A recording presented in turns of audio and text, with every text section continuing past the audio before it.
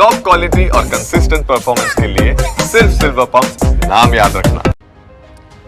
નમસ્કાર, સમાચારો સાથે હું છું જયેશ। સૌપ્રથમ વાત કરીશું આખરે આ તમામ બાબતોમાં વરસાદ એક સૌથી મોટો મહત્વપૂર્ણ પરિબળ અત્યારે ગુજરાત માટે જણાઈ રહ્યું છે અને હાલ જળ સંકટ હળવું થયું છે કારણ કે રાજ્યનું આગામી વર્ષનું જળ સંકટ હળવું થયું છે। જીવાદોરી સમાન નર્મદા ડેમ 83% ભરાયો। સરદાર સરોવર ડેમની જળ સપાટી પહોંચી છે 133.48 મીટર પર। ડેમમાં અત્યાર સુધી 83.37% જળ સંગ્રહ થયો છે। ડેમમાં 4.34 લાખ ક્યુસેક પાણીની આવક નોંધાઈ રહી છે અને 4 લાખ ક્યુસેક પાણીની જાવક નોંધાઈ રહી છે।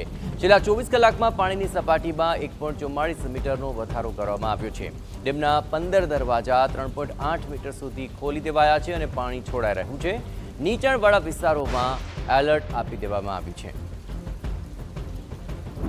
આ પરિસ્થિતિ પર વધુ વિગતે વાત કરવા જોડાઈ રહ્યા છે નર્મદાથી સંવાદદાતા વિશાલ પાઠક। વિશાલ, દિનબદિન સપાટી તો વધી રહી છે અને તેને લઈને હાલ કેટલો નયનરમ્ય નજારો ત્યાં જોવા મળી રહ્યો છે અને નીચાણવાળા વિસ્તારોમાં આખરે શું આદેશ અપાયા છે? જી, જે નર્મદા ડેમની જળ સપાટી ઉત્તરોત્તર વધી રહી છે તેને લઈને નીચાણવાળા જે વિસ્તારો છે તેને એલર્ટ મોડ પર મૂકવામાં આવ્યા છે અને જે માછીમારી કરતા લોકો છે તે લોકોને નદીમાં નહીં જવા માટે પણ સૂચના આપવામાં આવી છે। ત્યારે વાત કરીએ તો ચાણોદ ખાતે જે મલ્હારાવ ઘાટ છે તેના પણ પગથિયા પાણીમાં ગરકાવ થઈ ગયા હતા।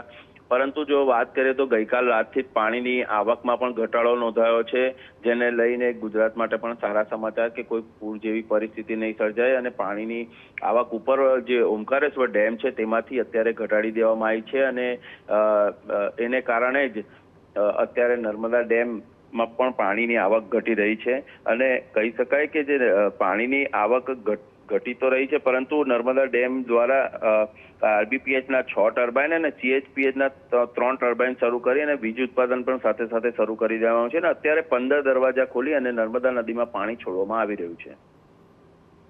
બિલકુલ, ચાલ તમામ પરિસ્થિતિ પર આપ નજર રાખતા રહેજો। તો રાજ્યનું આગામી વર્ષનું જળ સંકટ અત્યારે તો હળવું થયું છે કારણ કે જીવાદોરી સમાન નર્મદા ડેમ 83% ભરાયો છે અને હજુ પણ જળ સપાટી વધી શકે છે। અહીં 133.48 મીટર પર જળ સપાટી પહોંચી ચૂકી છે।